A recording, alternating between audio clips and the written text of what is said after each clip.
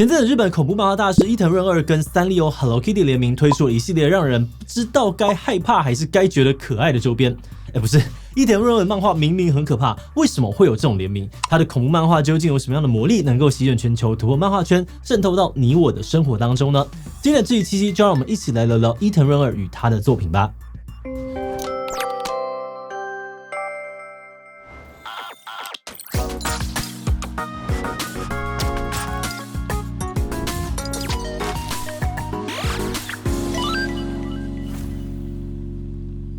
Hello， 大家好，我是志奇。就算你不敢看恐怖漫画，你也很有可能听过日本漫画家伊藤润二的大名。1986出道，他被誉为日本当代恐怖大师。他的知名作品包含了富江、漩涡鱼等等。其中富江系列呢，目前已被改编出了10部的真人版电影，是伊藤润二最受欢迎也最广为人知的角色。接触过伊藤润二作品的人总说他的故事让人吃不下饭、睡不着觉，即使故事结束了，恐怖的氛围却似乎还在生活周遭四处的埋伏，挥之不去。前阵子鬼月台湾的知名手摇饮品牌也跟伊藤润二联名，在杯身挂上了伊藤润二的插画，结果却被家长客诉说小孩买个饮料就被吓到哇哭哇哭。等一下，我讲错，应该是被吓到那哇哇大哭，哇哭哇哭可能是其他人的想法。那总之呢，我们今天就是要来聊聊这个带给世人无数噩梦的漫画家当初是怎么样踏上创作之路的。他的漫画究竟为什么特别的恐怖？为什么有人被吓到却又会觉得哇哭哇哭呢？而伊藤润二本人私底下又是一个怎样的人呢？不过在开始今天讨论之前，先让我们进到工商服务时间。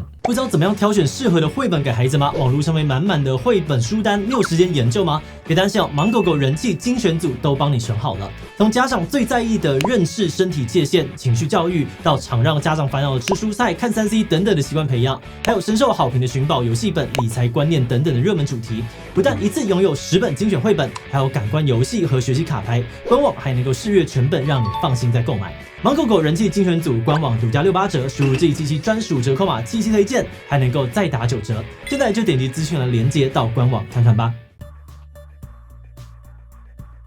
伊藤润二第一次看恐怖漫画是在他年仅5岁的时候。从小他最欣赏的漫画家就是《漂流教室》的作者梅土一雄以及古贺信一老师。在1970年代，伊藤还是小学生的时候，这2位大师带起了日本恐怖漫画热潮。他们那些让人背脊发凉的故事，让伊藤润二深深着迷。而求学期间的伊藤润二虽然很爱画漫画，技巧也持续的进步，但他并没有朝着职业漫画家的道路前进，因为实在不确定画画能不能够当饭吃。所以他在大学时进入了齿模相关科系，运用他的美术天分学习雕刻齿模，并且在出社会之后成为了一个固定上下班、薪水也还不错的齿模师。业余时间，伊藤润二也继续了创作，磨练自己的画工，终于在1986年第一次投稿比赛就得奖。这部让他一战成名的作品就是《富江》。伊藤润二受到了漫画杂志邀请，正式以《富江》系列开始了生涯首度的漫画连载。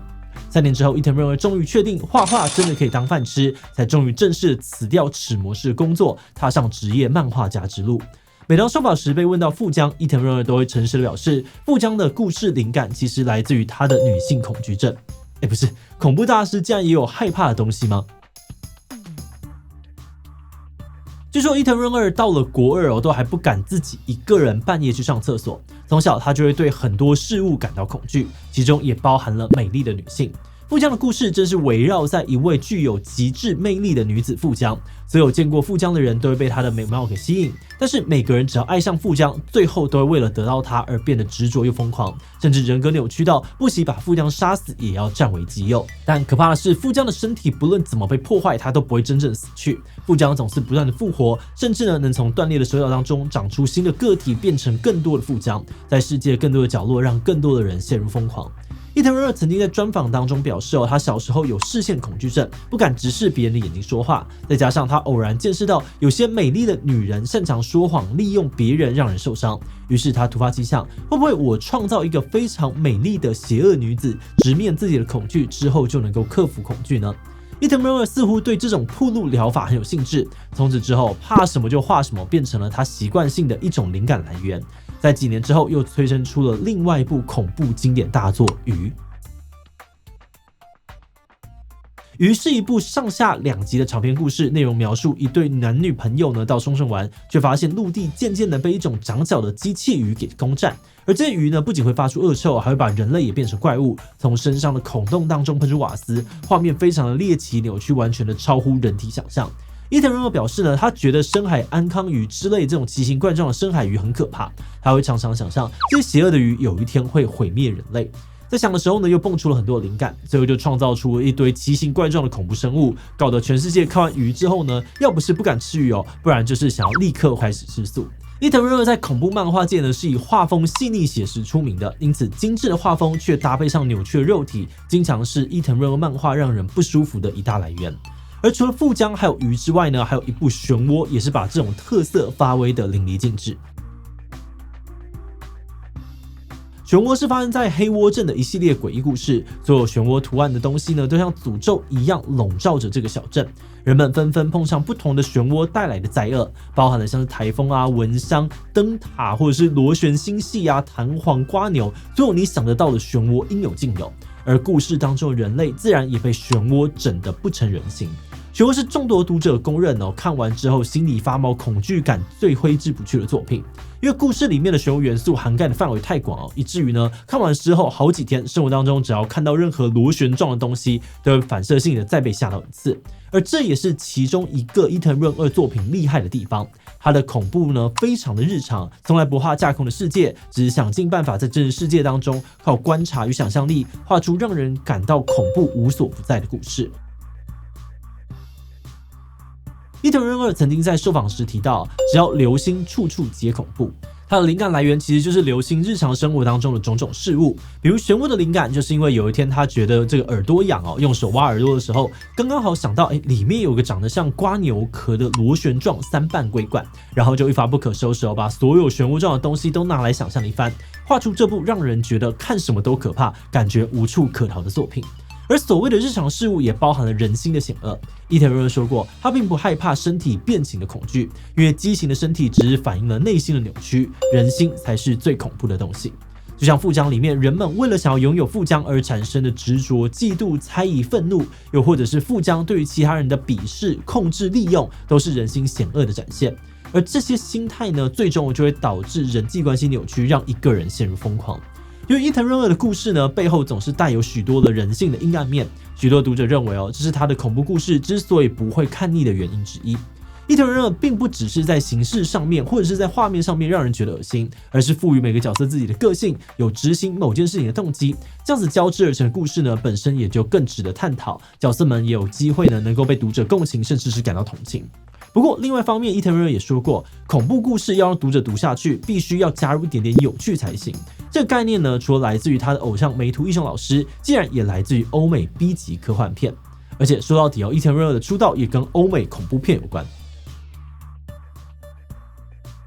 1980年代，欧美 B 级科幻片在日本掀起了风潮。当时西方的恐怖片开始百花齐放，各种题材像僵尸、幽灵、杀人魔、鬼屋应有尽有。而同一时期呢，录影带也正好在日本普及起来。这些题材多元、让人好奇的恐怖片，就这样子被录影带出租店引进到了日本家庭当中。有趣的是，当年恐怖片呢有一大群受众是国高中少女，甚至流行过周末呢穿着睡衣一起尖叫的恐怖录影带派对。许多出版社留意到这个现象，又刚好呢，当时也是日本恐怖漫画兴盛的时期，于是就诞生出了一本以少女为主要读者的恐怖漫画月刊《万圣节》。万圣节上连载的漫画与过去的恐怖漫画不同，这些少女向的恐怖漫画有着少女漫画的画风，再加上了青春期少女的烦恼当做主题，大量的描绘了女性心理的压抑负面情绪、不满、苦恼，并且延伸出了各种恐怖的剧情。万圣节受欢迎到就连恐怖大师梅图一雄都把故事移到上面去连载。杂志呢甚至举办了梅图一雄赏，也就是以老师为名的恐怖漫画大赛。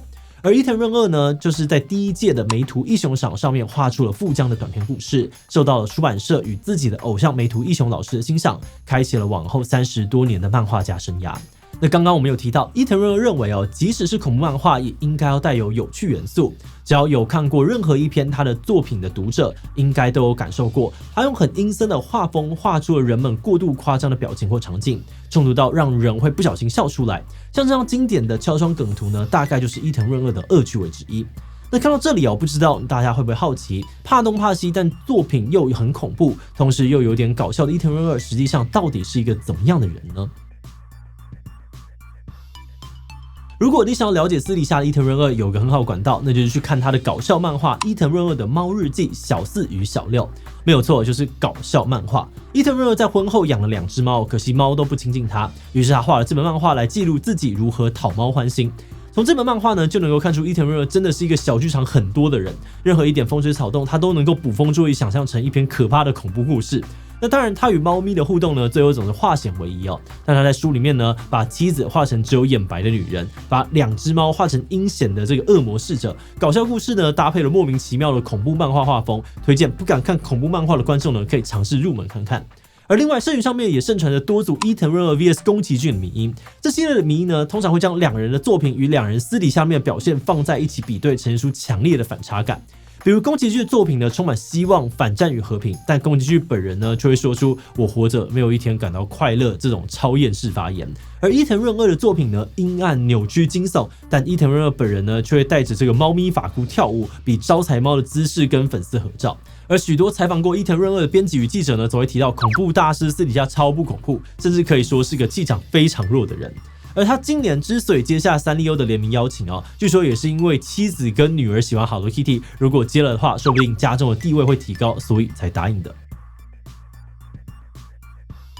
许多读者在分析评价这个伊藤润二的时候呢，都会认为，就是因为伊藤润二懂得恐惧，所以他才能够营造恐惧、呈现恐惧跟散播恐惧。伊藤润二的个性呢，从小就非常的胆小害羞，不擅长与人交际，他总是默默的在观察人们，在脑中放飞小剧场，一天到晚疑神疑鬼。而这些特质或许让他在现实生活当中有过一段辛苦的时期，但这些特质呢，也成为了他长大后创作恐怖故事的重要养分。后来被粉丝们呢视为是一种反差萌，让他增添了不少的喜感。我们在写这集的时候呢，除了觉得伊藤润二真的是一个很有趣的人，很欣赏他总是以洞察人性为出发点去创造故事，让他的作品都有一种独特的凄美与哀伤。同时呢，看到他把那些对于一般人来说可能会有点困扰的个人特质，完美的转化成创作养分的时候，也觉得很感动，超励志。这个时候回去看他的作品呢，又会觉得漫画内容更有立体感，真的是非常的不简单。那讲到这里也欢迎大家呢可以在底下留言推坑你最爱的作品，或者是分享任何与伊藤润二相关的小故事哦。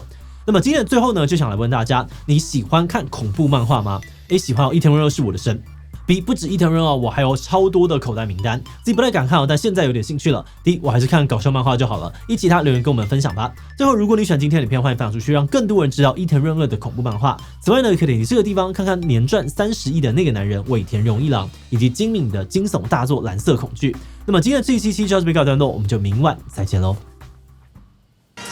Regardez la diffusion des Jeux Olympiques de Chongqing. Oui. 先使申办启动精彩5G HiNet 光时代指定方案，最高享 Hami Video 电视馆首年免费，精彩奥运大开眼界。